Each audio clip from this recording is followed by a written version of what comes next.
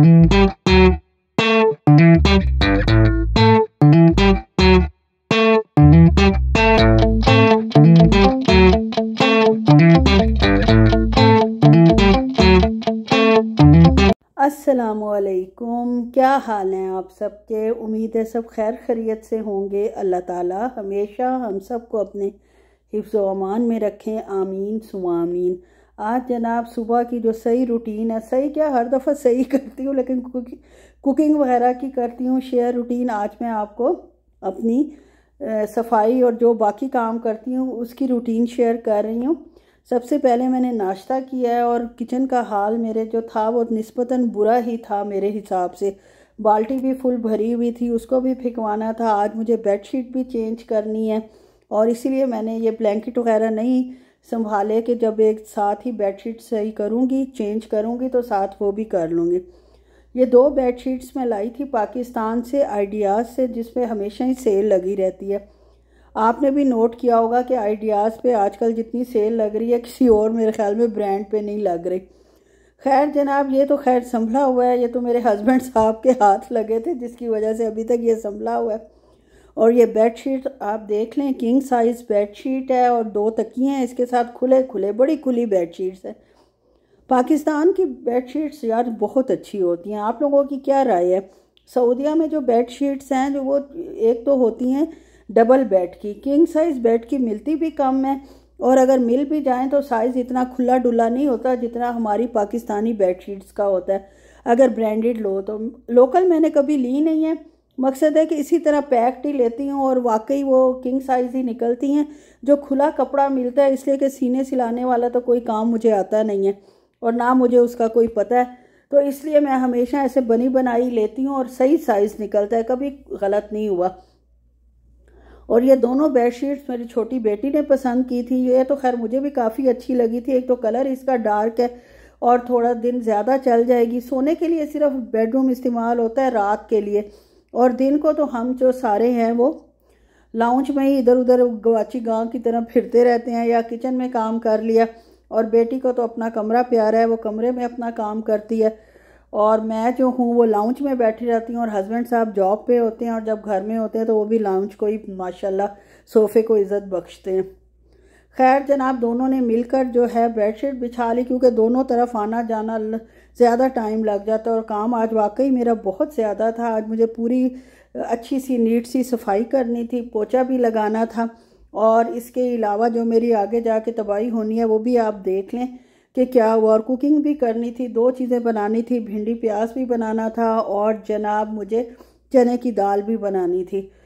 भिंडी प्याज हस्बैंड साहब की फरमाइश थी और चने की दाल बेटी की फरमाइश थी। और मैं जो हूँ आपकी दोस्त, आपकी आंटी, आपकी बहन, उसने जनाब दोनों ही चीज़ें थोड़ी थोड़ी ले लेनी थी। इतनी शरीफ और अच्छी हूँ ना क्योंकि अपने लिए अब कौन बनाए। साथ मछली का पीस मैंने कहा था कि मैं एयर फ्राई कर लूँगी, लेकिन मछली हमारी माशाल्लाह इस दफ़ा इतनी बेकार निकली है।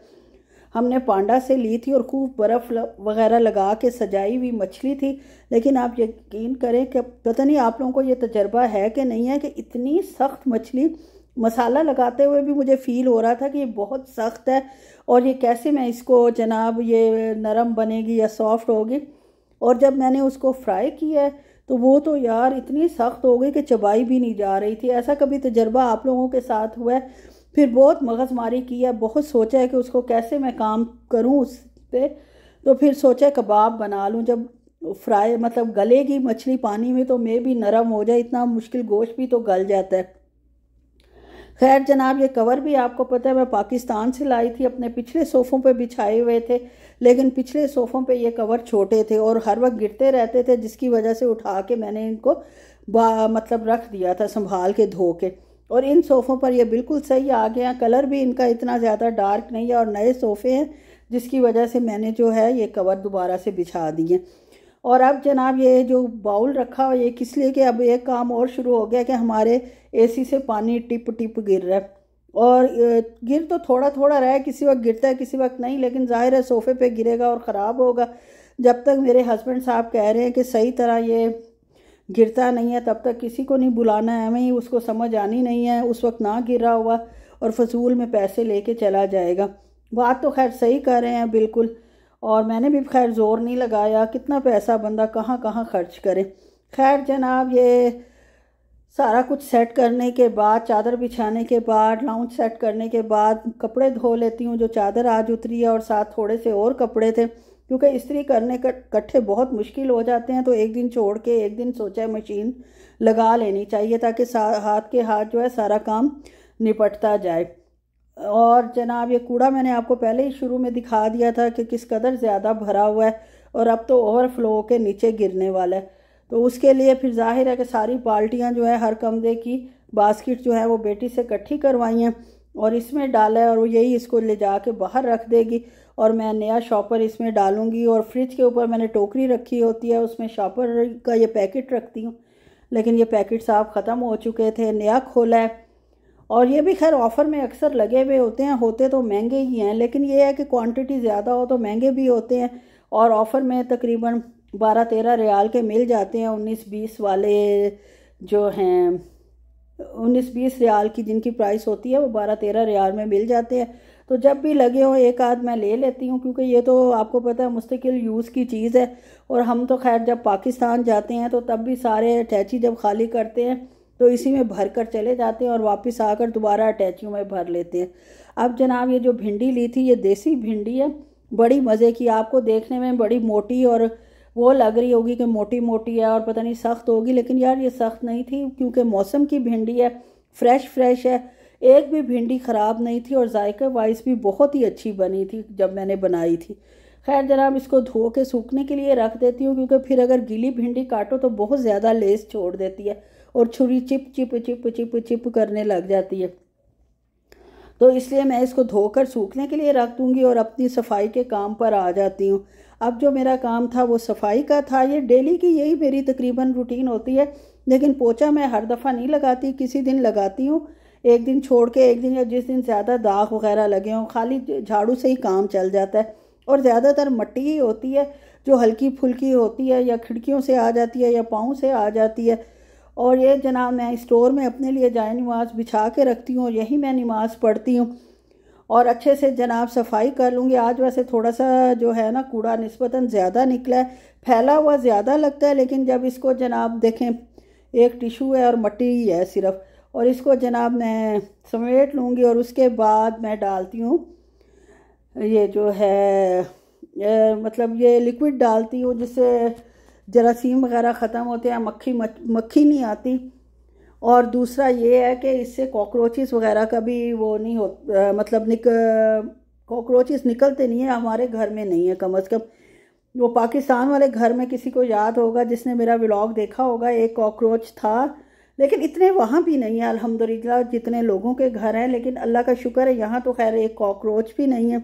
और सारा जो है वो यही मैं डालती हूँ, लिक्विड जेंटो जो है डिसइंफेक्टेंट, बहुत अच्छा है, इसकी मुख्तलिफ स्मेल्स आती हैं। मैं तो लेवेंडर वाली हर दफ़ा लेके आती हूँ, मुझे लेवेंडर की स्मेल अच्छी लगती है। तो रहती तो बिल्कुल थोड़ी देर है, लेकिन ये है कि उससे महक जाता है घर आपका, और आप ख़ुद भी फ्रेश फील करते हो कि इतना नीट जनाब आपका घर हो गया।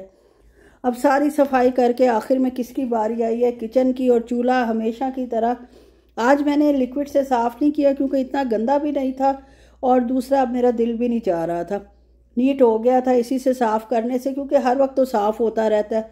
लिक्विड मैं हफ्ते में 2 दफ़ा यूज़ करती हूँ, उससे फिर नीट और मज़ीद हो जाता है, चमक जाता है सारे काउंटर वगैरह, और हर चीज़ साफ़ करने के बाद किचन की भी जी धुलाई होनी है। और प्याज वगैरह के मैंने निकाले थे छिलके वगैरह और सब कुछ, वो निकाल के बाहर फेंका और जान के फेंका था, ताकि जितना गंदा लगेगा उतने दिल से मैं सफाई करूँगी। मेरी ये आदत है, अगर साफ़ लग रहा हो तो मेरा दिल ही नहीं चाहता कि पोछा भी लगाऊं, और अगर मुझे फैला हुआ गंदा नज़र आए तो फिर तो यार मैं जान मार देती हूँ कि किसी तरह इसको चमकाऊँ ना। इसमें भी सबसे पहले फेरी डाला है और तेज़ गर्म पानी निकाल के वो फ़र्श पे डालती हूँ, ताकि जो अभी तक हमारे खैर गीज़र चल रहे हैं, क्योंकि मौसम आगे पीछे हो रहा है। सऊदीया में भी बारिश हो रही है हल्की फुल्की, लेकिन उससे हवस ही हो रहा है, गर्मियों वाली बारिश है, तो उसमें वो बात नहीं है कि आपको थोड़ी सी बेहतरी महसूस हो, बल्कि और हवस हो जाता है और घबराहट होती है। और इस दफ़ा तो सुना है टेम्परेचर भी बहुत ज़्यादा होगा गर्मियों में, और छाँव में भी तकरीबन 50 सेंटीग्रेड के बराबर होगा टेम्परेचर। खैर अल्लाह अपने हिफ्ज़ व अमान में रखे हम सबको। हम तो घरों में बैठे हुए हैं, जो जॉब करने वाले हैं और ख़ास तौर पे सड़कों पे काम करने वाले हैं, मज़दूर भाई हैं, अल्लाह ताला उनको अपने हिफ्ज़ व अमान में रखे। एक फ़ैमिली के लिए एक बंदा कमाने वाला है और 10 खाने वाले हैं। अल्लाह ताला उनको अपने हिफ्ज़ व अमान में रखे और जनाब गर्मी लू से बचाएं। कपड़े डाले हैं, कपड़े डाल के आ गई हूँ जनाब। दाल भिगोई हुई थी मैंने सुबह फजर के वक्त और भिंडी भी ड्राई हो चुकी थी। और सबसे पहले जो है वो मैं दाल चढ़ाऊँगी और उसके बाद जो मेरे साथ होगा, खैर कोई बात नहीं, होना ही था वो तो जब मैं पाकिस्तान से आई थी तब सिलेंडर चेंज किया था और जनाब एंड टाइम पे सिलेंडर ख़त्म हो गया। मुझे काफ़ी दिनों से ख़तरा था, लेकिन उस वक्त नहीं, जिस वक्त ख़तरा था तब नहीं ख़त्म हुआ। और जब मैं मुतमईन हो गई हूँ कि अभी कुछ अर्सा चल जाएगा तो जनाब ख़त्म हो गया। जब मैं दाल ऊपर चढ़ाने लगी हूँ, दाल में मैंने थोड़ा सा पानी डाला है, आधा कप दाल थी और 1 कप पानी डाला है। नमक, मिर्च, हल्दी, धनिया, सफ़ेद ज़ीरा, बस इसमें डालूँगी। थोड़ा सा पिसा हुआ गरम मसाला डालूँगी और जनाब इसको मैं बॉईल कर लूँगी। और साथ इतना काम करने के बाद भूख भी लग गई थी तो एक केला भी साथ मैं खा रही हूँ और साथ साथ दाल भी चढ़ा रही हूँ। और सारा कुछ डालने के बाद पता चला जी धनिया साहब जो हैं वो ख़त्म हो चुके हैं डब्बे में। अब उसको फिल करते हैं तो छोटे छोटे डब्बे क्यूट, लेकिन मैंने 125 ग्राम इसमें आ जाता है तो चल ही जाता है, आध पाव ठीक ठाक होता है। उसके बाद जनाब अब क्या करते हैं, चूल्हा जलाते हैं और चूल्हा जलेगा नहीं, बस जनाब यहीं तक